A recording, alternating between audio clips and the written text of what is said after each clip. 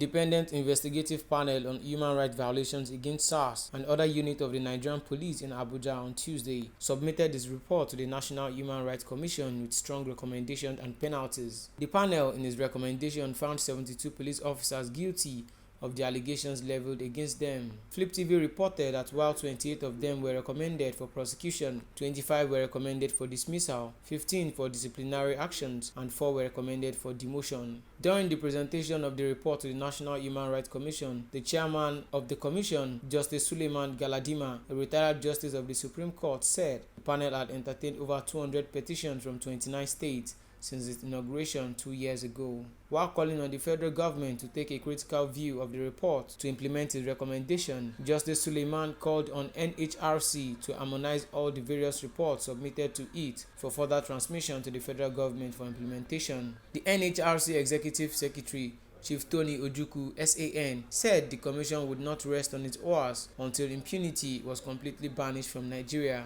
He also said NHRC would ensure the implementation of the recommendation of the panel. According to him, payment of compensation and holding indicted officers of the Nigeria police accountable for the violation of the right of the people were the first step on the road to justice.